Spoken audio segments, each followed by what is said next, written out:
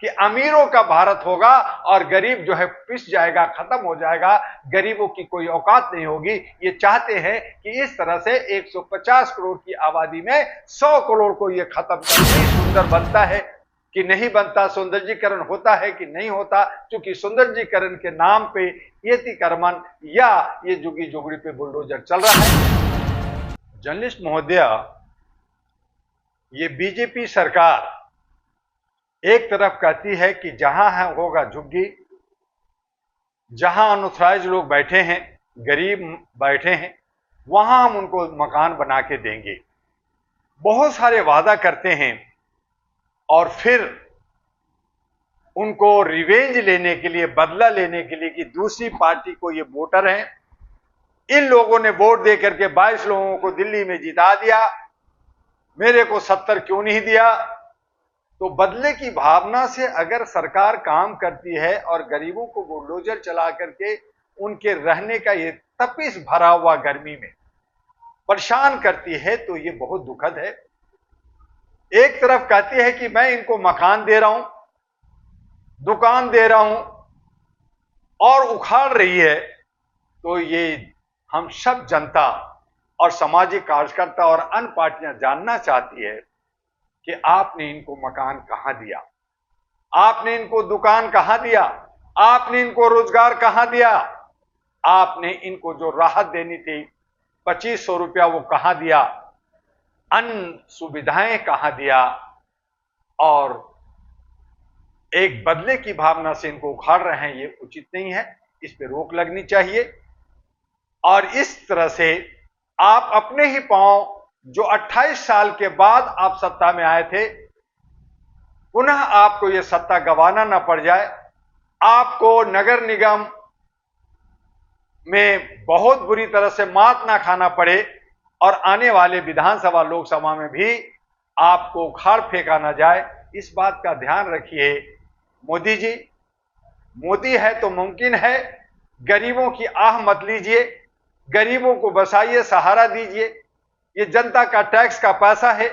अगर आपकी पार्टी के लोग मौज मस्ती करोड़ों खर्च कर सकते हैं तो इनको चंद राहत मिलना जायज है, इनको मिलना चाहिए।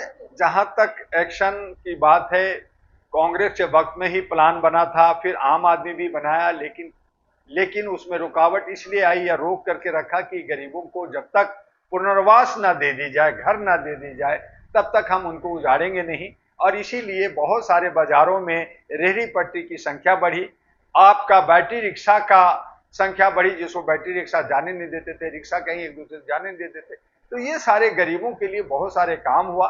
लेकिन आम आदमी पार्टी कहीं ना कहीं आपसी बेमनश और ईगो अहम में पली रही, जिसकी वजह से उनको पूरा प्रॉपर वे में जितना काम करना चाहिए था कर नहीं सके, खुल के काम नहीं कर सके। अगर वो खुल के काम करते, जो बेईमानी शैतानी करनी थी, जिस पे इनको रोक, जिन पे जो इनको भ्रष्टाचार और घोटाले का जो आरोप लगा, उसका भी पूरा अगर ये नहीं कुछ करते या इस पे जो है क्लियर अपना कंसेप्ट रखते, तो मैं समझता हूं कि जनता इनको साथ रखती। लेकिन जनता आजिज हो गई थी, काम वो देखना चाहती थी।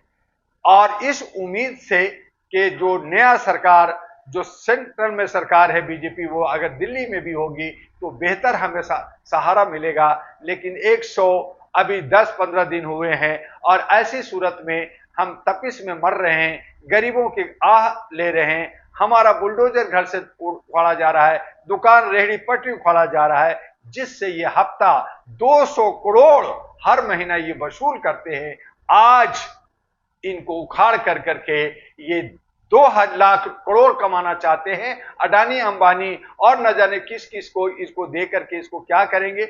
अब देखना है कि दिल्ली सुंदर बनता है कि नहीं बनता, सौंदर्यीकरण होता है कि नहीं होता, क्योंकि सौंदर्यीकरण के नाम पे यतिकर्मन या ये जुगी जुगड़ी पे बुलडोजर चल रहा है। लेकिन जहां तक हम देख रहे हैं कि लाल किला को जो है हमारे बिरला कंपनी को दे दिया गया, हमारे चिड़ियाघर को 167 एकड़ जमीन का जो सरकारी है, जहां पे हर गरीब मजदूर लोग उस चिड़ियाघर में घूमने जाते थे 5-10 रुपया का टिकट लेके, अब वो अडानी को मिल गया है। वहां 1000-2000 की टिकट होगी, जिससे वीआईपी लोग जाएंगे और आम आदमी उससे वंचित होगा। तो इस तरह का क्या भारत होगा कि अमीरों का भारत होगा और गरीब जो है पिस जाएगा, खत्म हो जाएगा, गरीबों की कोई औकात नहीं होगी। ये चाहते हैं कि इस तरह से 150 करोड़ की आबादी में 100 करोड़ को ये खत्म कर दे और ये 50 करोड़ मौज मस्ती और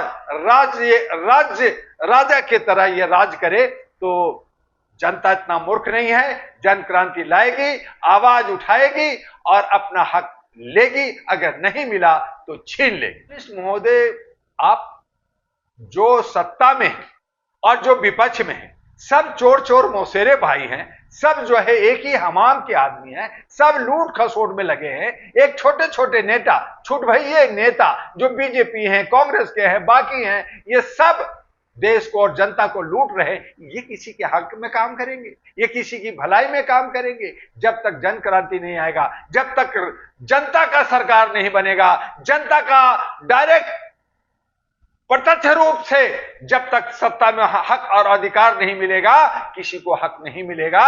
ये सारे नेता मिले जुले होते हैं और ये सब देश विदेश घूमते हैं, 5 स्टार में रहते हैं, खाली थोड़ी बहुत आवाज वोट के लिए करते हैं, लेकिन इनके लिए ढाल बन करके खड़ा नहीं होते, उसके लिए काम नहीं करते। इससे हमें उम्मीद नहीं है और इसीलिए नया विकल्प लाना होगा, नया समीकरण लाना होगा, नया हमारा जो है जो व्यवस्था है उसके अंदर जो है बदलाव लानी होगी। और ये सब जनता की जन क्रांति से होगा। जनता उठेगी तब होगा। और अगर ये इन्हीं के तरीके से चलेंगे तो व्यवस्था ऐसी खराब है कि आप कुछ भी कर लीजिए, आप जो है पिंजड़े में बंद हो जाएंगे, मकर जाल में फंस जाएंगे और त्राही त्राही करेंगे, जेल जाएंगे और आपकी आवाज को बंद कर दिया जाएगा और आप कुछ नहीं कर सकते।